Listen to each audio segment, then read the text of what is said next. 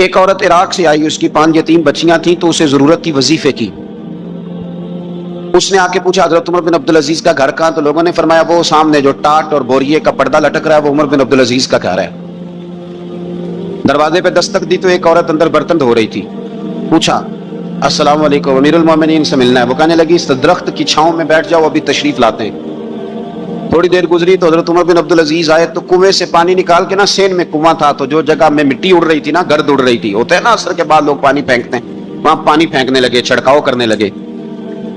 تو تھوڑی تھوڑی باتیں وہ خاتون آپ سے کرنے لگی. تو وہ جو عورت آئی تھی نا، وہ کہنے لگی تم غلام سے باتیں کر رہی ہو، تمہیں پردہ کرنا چاہیے. وہ کہنے لگی یہ غلام نہیں، یہ میرے شوہر ہے اور یہ امیر المومنین عمر بن عبدالعزیز ہے.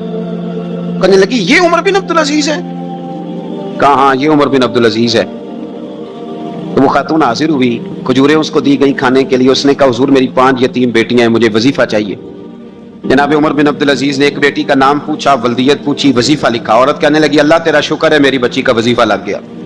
دوسری کا نام پوچھا، ولدیت پوچھی، عمر پوچھی، وظیفہ لگایا. اللہ تیرا شکر ہے میری یتیم بچی کا وظیفہ.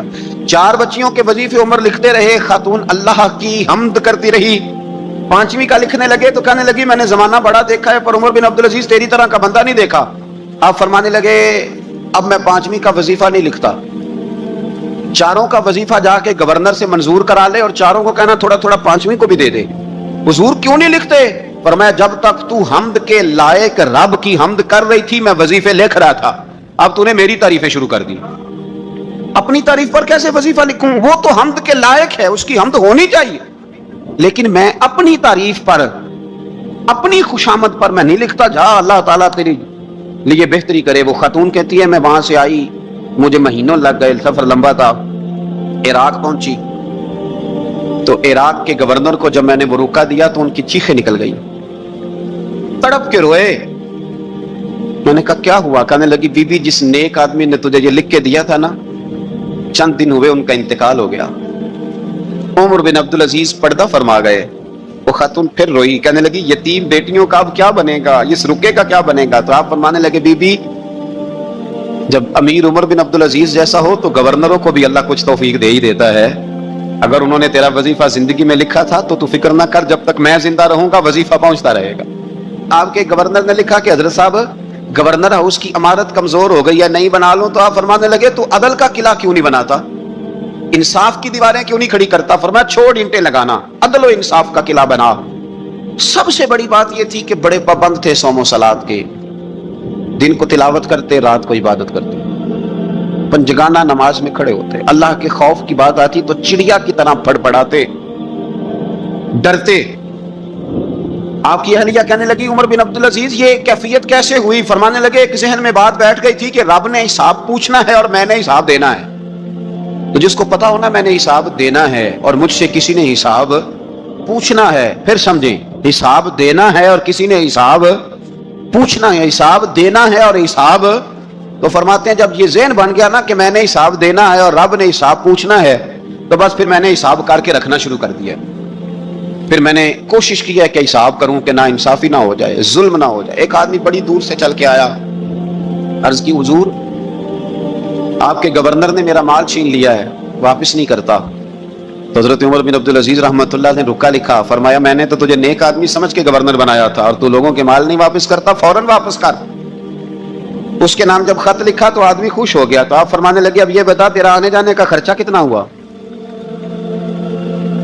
عرض کی حضور کیا مطلب؟ آپ فرمانے لگے ایک تجھ پہ ظلم ہو اور دوسرا تیرے اوپر اور خرچے ڈالے جائیں. دیکھیں نا، ایک آدمی کی زمین پہ قبضہ ہو، پھر وہ وکیل کرے، پھر وہ گواہ اکٹھے کرتا پھرے، پھر وہ مسائل میں الجھ جائے. جناب عمر بن عبدالعزیز نے ہمیں ایک سوچ عطا فرمائی. فرمایا ایک تیرے اوپر ظلم ہوا، ایک تجھے اتنی تکلیف ہوئی یہاں آنے کی، اور ایک تیرا خرچ ہوا، بتا کتنے پیسے؟ عرض کی حضور میرا تو لاکھوں کا مال آپ نے واپس کرا دیا ہے، اب چھوڑے خرچے کو. فرمایا نہ بھائی، یہ میرے رسول کائنات کا دین ہے، اس میں ہم ہر شے کا حساب کر کے رکھیں گے. تیرا خرچ ہوا ہے، تیرا خرچہ ہوا ہے، تجھے آنا پڑا، تجھے جانا پڑا. اور دنیا کے منصفوں، فیصلے کرنے والوں، تھوڑا خیال تو کرو کتنے لوگ ہیں جو رول گئے بیچارے رستوں میں کچہریوں کے، جو عدالتوں کے چکر لگا لگا کے تھک گئے، جن کی اولادیں تڑپ اٹھی، مکان بک گئے. انہوں نے اپنے حقوق کیا لینے تھے، ان کی تو باقی چیزیں بھی چلی گئیں. فرمایا خرچہ بتا کتنا ہوا؟ عرض کی حضور 60 دینار تقریباً. فرمایا اسے مال خزانہ سے 60 دینار بھی دو. پھر فرمایا میری جیب سے اسے 50 اور دو تاکہ یہ آنے جانے میں مزید روٹی کھا سکے, گوشت کے ساتھ روٹی کھائے. اور پھر فرمایا معاف کر دینا, حکومت عمر بن عبدالعزیز کی تھی پر تجھے بڑی تکلیف اٹھانی پڑی, اذیت اٹھانی پڑی. یارو اس رنگ میں اس شخص نے حکومت کی, اس انداز میں, اور سب سے بڑھ کر بنو امیہ میں سے تھے. لیکن میرے رسول پاک کی اولاد سے جو پیار, حضور کی نسل سے, کسی نے آپ کے سامنے کہہ دیا, امام جلال الدین سیوطی نے اس کو لکھا ہے, کسی نے عمر بن عبدالعزیز رضی اللہ تعالیٰ عنہ کے سامنے کہہ دیا یزید امیر المومنین تھا, مومنوں کا امیر تھا. فرمایا پکڑو اس بدذات کو 20 کوڑے مارو, پکڑو اس نالائق کو, اسے 20 کوڑے مارو. یہ نبی پاک کے خاندان کے قاتل کو امیر المومنین کہتا ہے. یہ فتویٰ جناب عمر کا. مولا علی شیر خدا کی اولاد میں سے ایک شہزادے آپ کے پاس آئے کسی کام کے لیے, تو عمر بن عبدالعزیز اٹھ کے کھڑے ہو گئے, ہاتھ باندھ دیے, کہنے لگے حضور ساری دنیا میرے پاس آئے, آپ نا ایک رکا لکھ دیا کریں یا پیغام دے دیا کریں, اس لیے کہ اس دھرتی پہ جو کچھ بھی ہے وہ مدینے والے رسول کا ہی صدقہ ہے. حضور کی اولاد سے پیار, نبی پاک صلی اللہ علیہ وسلم کے خاندان کے ساتھ محبت. حضرت عمر بن عبدالعزیز نے فلاح عامہ کے کام کرائے, بڑے بڑے سرائے بنائے, لوگوں کے ٹھہرانے کا بندوبست کیا, وظائف دیے غریبوں کو, مساجد بنائی, مدارس بنائے. آپ کو مجدد کہا جاتا ہے. نئے سرے سے تجدید کی, علماء سے پیار کیا, صدقات و خیرات کا ایک ایسا ماحول دنیا کے اندر بنایا کہ لوگ کہتے ہیں کہ ہم زکوٰۃ دینے کے لیے بندہ تلاش کرتے تھے, پر جناب عمر بن عبدالعزیز کے زمانے میں کوئی زکوٰۃ لینے والا میسر نہیں آتا تھا. ایک شخص ملا تو لوگوں نے اس کو اتنی زکوٰۃ دی, اتنی زکوٰۃ دی, اتنی زکوٰۃ دی, لوگ خوشحال ہو گئے. اتنی زکوٰۃ دی کہ اگلے سال وہ خود زکوٰۃ دے رہا تھا. حضرت عمر بن عبدالعزیز نے ایسا ماحول بنا کے لوگوں کو دیا, اس طرح کی نوعیت آپ نے لوگوں کو دی کہ خوشحالی نظر آنے لگی. ذمیوں کے, غیر مسلموں کے حقوق کا بھی تحفظ فرمایا. 39 سال عمر پائی, صرف نمازیں بھی پڑھ گئے, صدقے بھی دے گئے, عبادتیں بھی کر گئے, 2.5 سال حکومت بھی کر گئے, اللہ رسول کو راضی بھی کر گئے. عمر پائی 39, پورے 40 نہیں, 39 سال عمر پائی. اتنا کچھ کر گئے. ہم تو بھی انتظار میں رہتے, ہم تو بھی انتظار میں. اٹھ فریدہ ستیا تے داڑھی آ گیا ہی پور. اٹھ فریدہ, یہ ستیا کا مطلب بابا جی نے غفلت بیان کیا ہے, تو مطلب یہ نہیں کہ سچی مچی سویا ہوا تھا, کہتے تو غافل ہے. اٹھ فریدہ ستیا داڑھی آ گیا ہی پور, ہو اگا نیڑے آ گیا ہی, پیچھا رہ گیا ہی دور. 40 سال کی عمر میں آپ کو زہر دے دیا گیا. کچھ لوگوں کو برداشت نہیں نہ ہوا. ایک شخص آیا رکا لے کے, اس نے کہا حضور پچھلا خلیفہ میرے نام 20,000 دینار لکھ گیا ہے پر وہ فوت ہو گیا ہے, تو آپ یہ رکا ہے مجھے 20,000 دینار دے دیں. آپ فرمانے لگے سنبھال کے رکھ, شاید میرے بعد والا دے دے. رکا سنبھال کے رکھ, پر مجھ سے نہ امید رکھنا 20,000 دینار تو میں 20,000 گھر میں دوں گا اور 20,000 چولہے جلاؤں گا. میں ایک آدمی کو اتنا امیر کر دوں اور باقی لوگ دیکھتے رہے. آپ کو زہر دے دیا گیا, بیمار رہے, بچوں کو بلایا اور میں بیٹا میں جہنم سے ڈر گیا تھا, تمہارے لیے مال نہیں جمع کر سکا. اس دل نکلا, شدید علیل ہو گئے. وہ جو آیت میں نے پڑھی ہے نا, آپ کی اہلیہ کہتی ہیں کہ آخری وقت آپ کی زبان پر وہ آیت جاری ہوئی, تلک الدار الآخرۃ نجعلھا للذین لا یریدون علوا فی الارض ولا فسادا والعاقبۃ للمتقین. فرمایا یہ آخرت کا گھر ہے, ان لوگوں کو ملے گا جو نہ زمین میں تکبر کرتے ہیں نہ فساد چاہتے ہیں. یہ آیت پڑھی اور روح پرواز کر گئی. مرنے سے پہلے, وصال سے پہلے 10 دینار یا 20 دینار دے کے اپنے بیٹے کو بھیجا. فرمایا گاؤں میں جاؤ اور میرے لیے زمین خریدو قبر کے لیے, اور اگر گاؤں والے خوشی سے دے دیں تو خریدنا, اور اگر انہیں دقت ہو تو انہیں تنگ نہ کرنا. 10 دینار کی زمین خریدنے کے لیے جب بیٹا جانے لگا تو اس نے کہا حضور کچھ لوگوں کی خواہش ہے کہ آپ کا جسد خاکی مدینے لے جایا جائے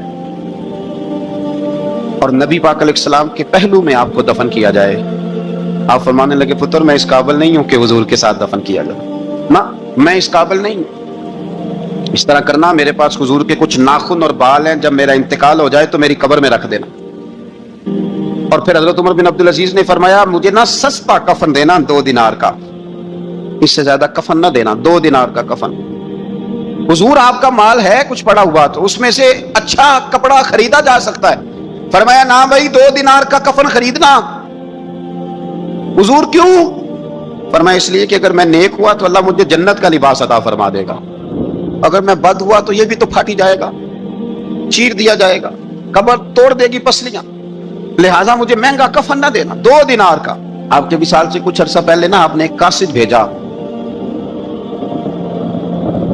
روم کے بادشاہ کے پاس وہ گیا تو وہاں اس نے ایک عجیب منظر دیکھا کہ وہاں ایک حافظ قرآن نابینا آدمی قید ہے، اس کی آنکھیں موجود نہیں ہیں اور وہ چکی چلاتا ہے، آٹا پیستا ہے۔ اس قاصد نے اسے پوچھا تو یہاں کب سے ہے اور یہ تیرے ساتھ معاملہ کیسے ہوا؟ تو وہ کہنے لگا مجھے انہوں نے گرفتار کر لیا، پھر مجھے کہنے لگے عیسائی ہو جا، میں نے انکار کیا تو انہوں نے میری آنکھیں نکال دی۔ اب میں صبح شام یہ تھوڑا سا کام کرتا ہوں، چکی پیستا ہوں تو روٹی دے دیتے ہیں۔ وہ قاصد حضرت عمر بن عبدالعزیز کے پاس آیا اور آ کے کہا حضور ایک اس طرح کا مسلمان روم کے بادشاہ کے پاس قید ہے، ایک مسلمان کی تکلیف۔ حضرت عمر بن عبدالعزیز نے جب سنا تو رو پڑے، اور میں وہ قید ہے اور وہاں قید ہے اور ہم یہاں آرام سے بیٹھے ہیں۔ فوراً رکا لکھا قاصد سے کہنے لگے واپس جا، روم کے بادشاہ کو جا کے کہے کہ اس نابینا قیدی کو فوراً آزاد کرے، ورنہ میں ایک ایسا لشکر بھیجوں گا کہ اتنا بڑا لشکر بھیجوں گا کہ اس کا پہلا آدمی تیرے پاس ہوگا اور آخری میرے پاس ہوگا، اور تجھے پھر وہ بندہ چھوڑنا پڑے گا، تو ابھی چھوڑ دے، میں تجھے پیغام دے رہا ہوں۔ وہ قاصد کہتا ہے جب میں رکا لے کے پہنچا، ظاہر ہے بڑا لمبا سفر ہوتا تھا، آنے جانے میں مہینوں بھی لگ جاتے تھے، کہتے میں نے رکا دیا تو اس نے پڑھا، کہنے لگا میری طرف دیکھ کے رکا میں نے پڑھ لیا ہے، علماء علماء کو جانتے ہیں، تاجر تاجروں کو جانتے ہیں، تو بادشاہ بھی بادشاہوں کو جانتے ہیں، اور میں تم مسلمان ہو میں نہیں ہوں، پر اتنی تم اس درویش کی قدر کرتے ہو، میں تم سب سے بڑھ کر قدر کرتا ہوں، میں اس بندے کو لشکر لے کے آنے کی تکلیف نہیں دوں گا، میں ویسے ہی قیدی آزاد کرنے لگا، تم لے جاؤ۔ کہتے ہیں مجھے چند دن وہاں رہنا پڑا، کچھ لوازمات تھے جن کے لیے رکنا پڑا۔ ایک دن میں شاہ روم کے دربار میں گیا تو وہ تخت سے نیچے اتر کے رو رہا تھا اور اس کی ہچکی بندی تھی اور اس کے سینے سے آواز نکل رہی تھی۔ میں نے پوچھا لوگوں سے کیا ہوا، کہنے لگے خود ہی پوچھ لو۔ میں نے جا کے کہا بادشاہ کیا ہوا، کیوں رو رہے ہو؟ تو کہنے لگا آج دھرتی کا حسن اٹھ گیا ہے، آج سنگار ختم ہو گیا، آج دھرتی کا حسن اٹھ گیا۔ میں نے کہا کیا ہوا؟ کہنے لگے عمر بن عبدالعزیز انتقال کر گئے، تمہارا امیر چلا گیا۔ تو میرے دل میں خیال آیا، میں نے آہ بھری، میں نے کہا پھر ہمارے لیے کیا حکم ہے؟ تو فرمانے لگے وہ چلتا پھرتا راہب تھا، لوگوں کے پاس کچھ نہیں ہوتا تو وہ فقیر ہوتے ہیں، پر اس کے قدموں میں تو خزانے تھے، پر وہ پھر بھی فقیر تھا۔ فرمایا اس کا حکم اگر میں زندگی میں مانتا تھا تو مرنے کے بعد بھی بات مانی جائے گی، تمہارا قیدی بھی تمہیں واپس کیا جائے گا اور عمر بن عبدالعزیز کی بات بھی سنی جائے گی۔ کسی نے حضرت عبداللہ بن مبارک سے کہا آپ بڑے زاہد ہیں، آپ نے دنیا چھوڑ دی۔ فرمایا میں تو عالم فاضل ہو کے زاہد ہوں، زاہد تو اصل میں عمر بن عبدالعزیز تھے جو بادشاہ ہو کے زاہد تھے۔ مالک بن دینار بھی کہتے تھے وہ بادشاہ ہو کے زاہد ہیں۔ ان کا انتقال ہوا تو خواجہ حسن بصری فرمانے لگے آج دنیا سے بہترین آدمی چلا گیا۔ حضرت سیدنا امام احمد بن حنبل فرمایا کرتے تھے جو عمر بن عبدالعزیز کا ذکر کرے رب تو اس پر بھی رحمت نازل فرمائے گا۔ ارے یہ تو وہ شخص ہے کہ جب تک موجود تھا تو حسن موجود تھا، اور آج بھی ان کا ذکر کریں تو اللہ دلوں میں نور پیدا کر دیتا ہے۔ حضرت عمر بن عبدالعزیز رحمت اللہ علیہ تو وہ نیک آدمی تھے کہ ایک شخص صاحب سے گفتگو کر رہا تھا، سرکاری بات چیت ہو رہی تھی تو چراغ بھی سرکاری جل رہا تھا۔ اس نے پوچھا حضور چلے سرکاری بات تو ختم ہوئی، طبیعت کیسی حال کیا؟ فرمایا ٹھہر جو، ایک چراغ بند کر کے دوسرا جلا لیا۔ اس نے کہا حضور یہ کیا؟ آپ فرمانے لگے وہ سرکاری چراغ تھا، یہ میرا ذاتی ہے۔ جس شخص نے اتنی باریک بینی کے ساتھ تقوی اختیار کیا ہو، نبی پاک سے اتنی محبت کی ہو، دعا کرتے ہیں اللہ ان پہ کروڑوں رحمتیں فرمائے، اللہ ان پہ بے حساب برکتوں کا نزول فرمائے۔ دو باتیں حضرت عمر بن عبدالعزیز کی زندگی میں ہمیشہ غالب رہی، ایک تو دنیا ہونے کے باوجود دنیا سے دل نہیں لگا، یہ دو باتیں آپ نے یاد رکھنی، دل نہیں لگایا دنیا سے، مال تھا دولت تھی پر وہ اس چکر میں نہیں پڑے کہ یہ مہنگا جوڑا میرے گھر کیوں نہیں، یہ اعلیٰ کار کیوں نہیں، اب یہ والا میں نے گھر، ایک اینٹ پر دوسری اینٹ نہیں رکھی ساری زندگی، چونکہ وہ سمجھتے تھے زندگی مختصر ہے تو 40 سال کی زندگی میں ہی کمال کر گئے۔ اور دوسرا حضرت عمر بن عبدالعزیز نے ہر وقت ایک چیز اپنے ذہن میں رکھی کہ مجھے اللہ کے سامنے کھڑے ہونا۔ اللہ تبارک و تعالیٰ نے پھر ایک خوبصورت انسان بنو امیہ کی حکومت تھی، اسی میں سے ایک خوبصورت دھلا ہوا سجا ہوا سمرا ہوا خوشبو والا، میٹھا بھی ٹھنڈا بھی پیارا بھی نیک بھی متقی بھی اصول والا بھی، رسول اللہ علیہ السلام کا غلام حضرت عمر بن عبدالعزیز، اللہ تعالیٰ نے یہ مرد مجاہد پیدا فرمایا۔ آپ مدینہ شریف میں پیدا ہوئے، آپ کے جو والد گرامی تھے وہ مصر میں گورنر تھے۔ حضرت عمر بن عبدالعزیز رحمۃ اللہ تعالیٰ علیہ کی جو والدہ ہیں وہ حضرت عمر فاروق کی پوتی ہیں، تو آپ کی رگوں میں فاروقی خون بھی تھا۔ حضرت عمر بن عبدالعزیز رحمۃ اللہ تعالیٰ علیہ کے والد گرامی نے آپ کو مدینے میں پڑھنے کے لیے چھوڑا۔ حضرت صالح بن کیسان ایک عالم اور محدث تھے, ان کے پاس آپ نے تعلیم پائی. اور جناب عمر بن عبد العزیز رحمۃ اللہ تعالی علیہ کے والد اگرچہ مصر میں تھے, لیکن آپ کو مدینہ میں رکھا, آپ نے مکمل تعلیم حاصل کی, علم حاصل کیا, چھوٹی سی عمر میں قرآن پاک کے حافظ بھی ہو گئے. پھر جب بڑے ہوئے تو اللہ نے یہ موقع دیا, چونکہ خاندان کی حکومت تھی, تو آپ مدینہ شریف کے گورنر بنے. اور مدینہ منورہ کے ساتھ ساتھ آپ کو طائف کی حکومت بھی ملی, مکہ مکرمہ کی حکومت بھی ملی. پھر بعض جگہ پہ تو یہ ہے کہ آپ نے خود کسی وجہ سے استعفیٰ دیا, اور بعض جگہ یہ ہے کہ سازش کر کے آپ کو معزول کیا گیا. لیکن حضرت عمر بن عبد العزیز نیک بڑے تھے, پرہیزگار بڑے تھے, پر خوش لباس بھی بڑے تھے. خادم کو جب بھیجتے تھے نا بازار, تو کہتے تھے جو سب سے مہنگا جوڑا ہو وہ خرید کے لانا. خوشبو بہترین استعمال کرتے تھے. جب گزرتے تھے تو لوگوں کو پتا چلتا تھا کہ کوئی عام نہیں گزرا, عمر بن عبد العزیز گزرے. جب تک گورنر رہے, جب تک خاندان میں رہے, ماحول اور رہا. سلیمان بن عبد الملک خلیفہ جب جانے لگے تو انہیں وصیت کر دی کہ میرے بعد عمر بن عبد العزیز خلیفہ ہوں گے. یہاں تو لوگوں کو عہدہ ملے تو لوگوں کی کیفیت بدل جاتی ہے نا, لیکن جب حضرت عمر بن عبد العزیز کا اعلان ہوا تو رونے لگے, ایک کونے میں بیٹھ کے رونے لگے. فرمانے لگے مجھے امید نہیں تھی کہ وہ اتنا بڑا بوجھ میرے کندھوں پہ ڈال کے چلا جائے گا. اتنے سارے لوگوں کا بوجھ, اتنے سارے لوگوں کی آزمائش.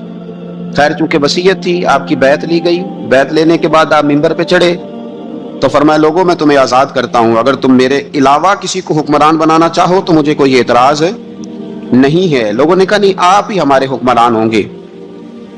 حضرت عمر بن عبد العزیز دنیا اسلام کے اندر ایسی مثال ہیں, اچھی طرح سمجھ لیں کہ جب حالات اب نہیں اب تر ہو گئے تھے, بد نہیں بدترین ہو گئے تھے, اور بڑے بڑے لوگوں نے عجیب ماحول گھڑ لیے تھے, اس ماحول میں آئے. لمبی نہیں, 2.5 سال حکومت کی صرف, لیکن لوگوں کو حضرت صدیق اکبر کی یاد آنے لگی, لوگوں کو سیدنا فاروق اعظم کیا. آپ کی جو بیوی تھی وہ بھی بادشاہ کی بیٹی تھی, بادشاہ کی بیوی بھی بن گئی. پہلے دن اپنی بیوی سے کہا کہ اب ہم بن گئے ہیں امیر, اب ہمارے ذمہ بہت ساری ذمہ داریاں ہیں, اب حالات اس طرح کے نہیں ہوں گے جس طرح کے پہلے ہوا کرتے تھے, اب تمہیں میرا ساتھ دینا ہے. اپنا سارا زیور دو, میں بیت المال میں جمع کرانا چاہتا ہوں. یہ بڑا مشکل کام ہوتا ہے کسی خاتون کے لیے. سارا مال وہاں جمع کرا دیا. پہلے دن ہی سارے کپڑے سپڑے حضرت عمر نے اپنے خیرات کر دیے, سادہ لباس پہن لیا, اور بڑی تھوڑی غذا گھر میں آتی تھی. بیت المال سے تھوڑا سا وظیفہ, جائیدادیں ساری دے دی اللہ کے راستے میں, غریبوں میں بانٹ دی. ایک دن گھر میں تشریف لائے تو بچیوں نے منہ پہ ہاتھ رکھ لیا. حضرت عمر بن عبد العزیز بات کرتے ہیں تو بیٹیاں منہ چھپا لیتی. پتر کیا بات ہے بیٹے, میرے منہ سے بدبو آ رہی ہے, منہ چھپاتی ہو؟ تو بچیاں خاموش ہوئی. جب دوبارہ پوچھا تو کہنے لگے ابا جی جو آپ خرچہ دیتے ہیں نا اس میں 2 وقت روٹی نہیں پک سکتی. تو یارو میں آپ کو وقت کے امیر کی بات سنا رہا ہوں. یہ جو رکھ رکھا ہو میں نے اور آپ نے بنا لیا ہے تو خرچے اتنے بڑھا لیے کہ ہم الجھ گئے, ہم سے پورے نہیں ہوتے. لیکن جنہوں نے اولادوں کو سادہ رکھا, حالات قابو میں رکھنے میں کامیاب ہوئے, بچ گئے. میرے نبی کریم صلی اللہ علیہ وسلم نے فرمایا جو ضرورت کے مطابق جسے اللہ نے روزی دے دی وہ کامیاب ہو گیا. لیکن ہم بہت الجھ گئے, بہت دور نکل گئے. بیٹیوں نے منہ میں ہاتھ رکھا. پتر کیا بات ہے ابا جی, جتنے پیسے آپ لاتے ہیں 2 وقت کی روٹی نہیں پک سکتی, تو ہم نے پیاز سے روٹی کھائی ہے, منہ سے بدبو آ رہی ہے, تو اس لیے آپ کے سامنے منہ نہیں کھولا کہ آپ کو کراہت ہوگی. تو حضرت عمر بن عبد العزیز آنکھوں میں آنسو تو آئے, پر کہنے لگے یا اللہ تیرا شکر ہے کہ جس جگہ میں اپنی اولاد کو کھڑا کرنا چاہتا تھا میری اولاد وہاں کھڑی ہو گئی ہے.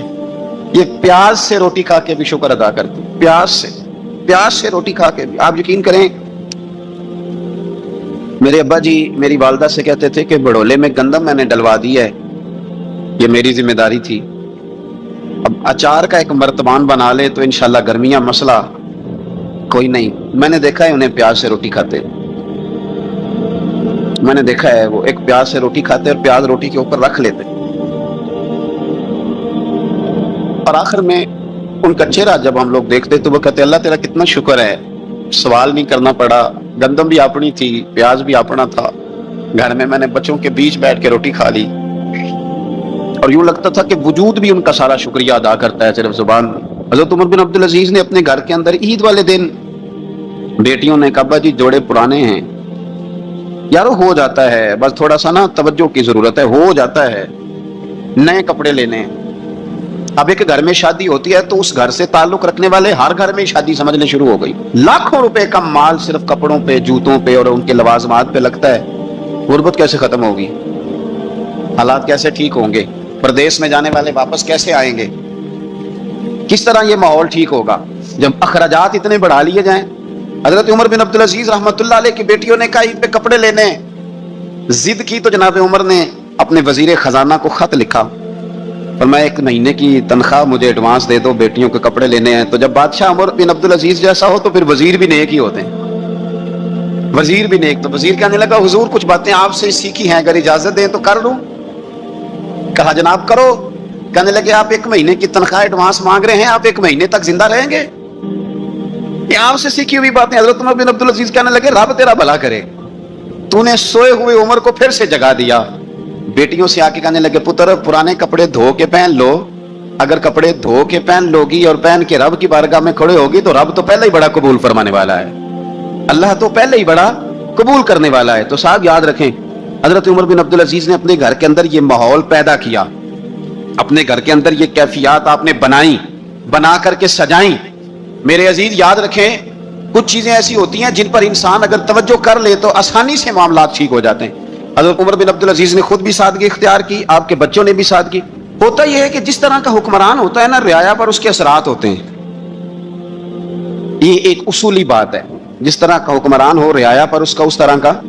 वलीद बिन अब्दुल मलक जब हुक्मरान था ना तो उसे इमारतें बनाने का बड़ा शौक था, बड़ी बड़ी बिल्डिंगें खड़ी करना, बड़े बड़े महल्लात बनाना। तो उस जमाने में हर आदमी बिल्डिंग की बात करता था, हर आदमी जो होता था वो किसी न किसी नए मटेरियल की बात करता था, नए नक्शे की बात करता था। जब सुलेमान बिन अब्दुल मलक हुक्मरान बना तो सुलेमान बिन अब्दुल मलक जो था उसको शौक था शादियां करने का। ये भी शौक होता है बादशाहों। उस जमाने में लोग शादी की बात करते थे, निकाह की बात करते थे, ब्याह की बात करते थे। तो पूरे माहौल के अंदर एक चीज पैदा हो गई थी। लेकिन जब हजरत उमर बिन अब्दुल अजीज का जमाना आया तो वो रातों को इबादत करते थे, वो वज़ाइफ पढ़ते थे, वो कुरान पाक की तिलावत करते थे, वो अल्लाह का जिक्र करते थे। तो फिर एक माहौल बन गया जो जिक्र इलाही का माहौल था, फिर एक माहौल बन गया जो तकवे का माहौल था, फिर एक माहौल मर्द वजूद में आया जो परहेजगारी का माहौल था। आम अवाम भी अल्लाह के जिक्र की बातें करने लगी, आम माहौल भी इस तरह। हजरत उमर बिन अब्दुल अजीज ने सबसे पहला यह काम किया कि बादशाही प्रोटोकॉल खत्म कराए। खत्म हो गए प्रोटोकॉल। आपने फरमाया कोई शाही खानदान का बंदा है तो किसी का कोई प्रोटोकॉल नहीं है, मेरा भी कोई प्रोटोकॉल नहीं है। बल्कि आपने फरमाया किसी खतीब को, किसी इमाम को इजाजत नहीं कि मेरा नाम लेके मेरे लिए दुआ करें। सब मुसलमानों के लिए दुआ करना। फरमाने लगे अल्हम्दुलिल्लाह मैं मुसलमान हूं, जब तुम मुसलमानों का नाम लेके दुआ करोगे तो मैं भी अंदर ही आ जाऊंगा। इजाफी तौर पर नाम लेके दुआ करने से भी रोक दिया हजरत उमर फारूक। इज्जत माफ करने में है। इज्जत किस चीज में है? बदला लेने में इज्जत। ये हकायक है। इज्जत बदला लेने, जिसने एक थप्पड़ के जवाब में 2 मारे वो बाइज्जत नहीं, बल्कि मुस्नद इमाम अहमद बिन हंबल पढ़ी, हजरत मूसा अलैहिस्सलाम को है तूर पे खड़े, मेरे रसूल पाक अलैहिस्सलाम फरमाते हैं जनाब मूसा अलैहिस्सलाम ने अल्लाह की बारगाह में अर्ज किया, ऐ अल्लाह सारी दुनिया कहती है हम इज्जत वाले हैं, हम इज्जत वाले, मन आज़ू इबादा का या अल्लाह, ऐ अल्लाह तू बता तेरे बंदों में इज्जत वाला कौन है? हजरत मूसा कहते हैं रब करीम ने फरमाया इज़ा कादरा गफरा, जिसके पास बदला लेने की ताकत हो फिर भी माफ कर दे वो बड़ी इज्जत वाला हुआ करता है। जो ईंट के जवाब में पत्थर मार सकता हो, जो गोली के जवाब के अंदर 15 गोलियां मार सकता हो, लेकिन माफ कर दे वो बड़ी इज्जत वाला है। इज्जत वाला है जो माफ करे। हजरत फखर जहां देलवी बहुत बड़े दरवेश थे, सिलसिला आलिया चिश्तिया का बहुत बड़ा नाम, और इस सूफी के आप हालात पढ़े तो रब करीम ने बड़ा ही नवाजा हुआ था। दिल्ली की जामे मस्जिद के खतीब, और इनकी करामत ये थी कि जो आदमी आके सामने खड़ा होता था ना उसे बताना नहीं पड़ता था कि मेरे दिल में क्या है, बताना नहीं पड़ता था। सामने आके खड़ा होता था तो हजरत हाथ उठाते थे, कहते थे अल्लाह ये बे औलाद है, इसे औलाद अता कर दे। दूसरा आके खड़ा हुआ, खुशी नहीं हो रही आपको? दूसरा आदमी खड़ा हुआ, दूसरा आदमी उसने आके कहा दुआ के लिए सामने खड़ा हुआ तो हजरत कहने लगे ऐ अल्लाह बीमार है। वो कहता मेरे दिल में बात थी मुझे बतानी नहीं पड़ी। इत्तकू फिरासतिल मोमिन फइन्नहु यंजुरु बिनूरिल्लाह, नबी पाक ने फरमाया मोमिन की फिरासत कल्बी से डरा करो, वो तो अल्लाह के नूर से देखता है, नूर इलाही से। मैं बीमार हूं कहना नहीं पड़ा, हजरत ने दुआ कर दी। अब जब इज्तिमा ज्यादा हो गया, लोग बढ़ गए, दिल्ली की जामे मस्जिद के बाहर भी सफे बिछने लगी, तो बादशाह को टेंशन हो गई कि ये मौलवी मेरे लिए मसला ही ना बना दे कल को। उसने एक साजिश रची, एक तवाइफ थी, उस तवाइफ को कुछ पैसे दिए, कहने लगे एक्टिंग करनी है, कहने लगी फिक्र ना करें। जुमे का दिन था, हजारों का मजमा हजरत के पीछे जुमा पढ़ने आया, हजरत जुमे की नमाज पढ़ा के सीढ़ियां उतर रहे थे, साइलिन का रश था, इधर भी लोग थे इधर भी लोग। हजरत जा रहे, हजरत नीचे उतर रहे सीढ़ियों से, दाएं बाएं लोग हैं। वो बीबी आगे बढ़ी और इस तरह उसने गुफ्तगू शुरू की जैसे बड़ा पुराना जानने वाली है। पता क्या लफ्ज अदा करती है, अस्सलाम वालेकुम। वालेकुम, कैसी तबीयत है? रात तो फिर आप आ गए, मुलाकात ही नहीं हो सकी। वो माफ कीजिएगा, इस वक्त इसलिए आई हूं कि आप रात को मुझे खोटे सिक्के दे गए थे, खोटे सिक्के। तो मैं बाजार गई हूं तो दुकानदार ने लिए नहीं, तो ये खोटे सिक्के। वो जो दाएं बाएं लोग थे ना, मद्दो जजर होने लगा। जो प्यार में कच्चे थे वो तड़पने लगे कि हमारा पीर रात को कहां होता है। हमने तो कभी पूछा ही नहीं, हम तो समझते उजरे में होता है, ये रात को कहां होता है, कहां होता है रात को। जिन्ना अंदर इश्क समाया ओना नहीं भज जाना। सारे ऐसे नहीं होते, जिन्ना अंदर इश्क समाया ओना नहीं भज जाना। भावे सोने मिलने हजारा, असा नहीं यार बटाना। कुछ तो खड़े थे, कहने लगे जो मर्जी भी हो जाए, जो हमने देखा वो देख ही कोई नहीं सकता, कोई जो मर्जी। कुछ मर्दों जगर का शिकार है, हालात बदलने लगे। अब वो बीबी इस तरह गुफ्तगू कर रही है जैसे बड़ी पुरानी जानने वाली है। कहने लगी खोटे सिक्के दे गए थे, दुकानदार ने लिए नहीं। हजरत के चेहरे पे कोई शिकन नहीं आया। आपने अपना हाथ उठाया, जेब में डाला, उल्टा हाथ पैसे निकाले और सीधा हाथ उस बीबी के सर पे रखा। कहने लगे बेटी फिक्र वाली बात कोई नहीं, तू मुझसे असली सिक्के ले जा, जा असली सिक्के ले जा, तेरा काम हो जाए, फिक्र ना करना, फिर भी जरूरत पड़े ना तो आ जाना, मैं असली सिक्के दे दूंगा। ये लफ्ज कह के हजरत नीचे उतरे तो वो दौड़ी हुई आई, पलट के आई, पैरों में बैठी। कहने लगी बाबा तू किस मिट्टी का बना है, किस नूर से तेरी तखलीक हुई है, किस हसीन मिजाज का तू मालिक है। मैं वो बीबी जिसको सारे लोग गंदी नजर से देखते हैं माज़अल्लाह, और मैं फुला बादशाह के कहने पर एक्टिंग करने आई तवायफ, और मैं तेरे दरवाजे पे तुझे बदनाम करने आई हूं और तूने मुझे बेटी बना लिया है।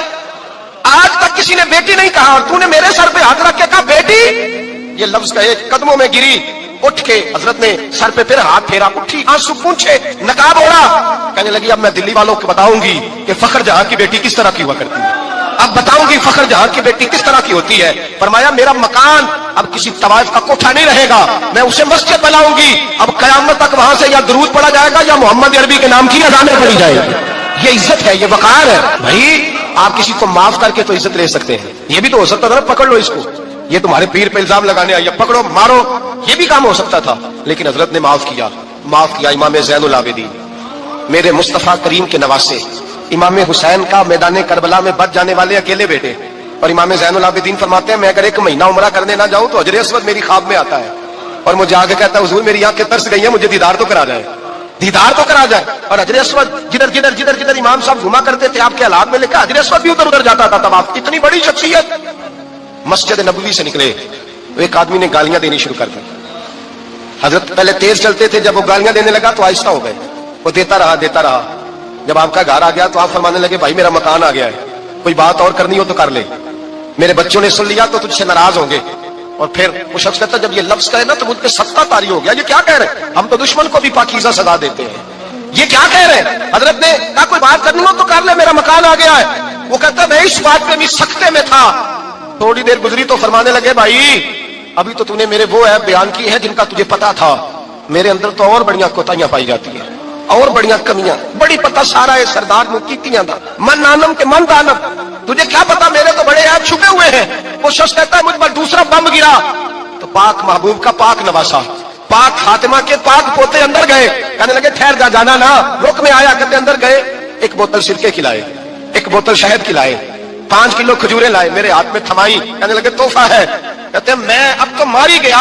मैंने कहा हुजूर ये क्या है सारा कुछ, मैं गालियां दे रहा था। आप समझने लगे जो तू कर रहा था वो तेरा किरदार है और ये जो मैंने किया है ये मेरा किरदार है। इसलिए कि मेरे दादा मौला अली शेर खुदा हल आता मुश्किल कुशा, हजरत अली ने नसीहत फरमाई थी कि बेटा जो घर आए वो खाली हाथ नहीं जाना चाहिए, जो दरवाजे पे आए वो खाली हाथ नहीं जाना चाहिए। हजरत पीछे पलटे तो वो पैरों में बैठ गया।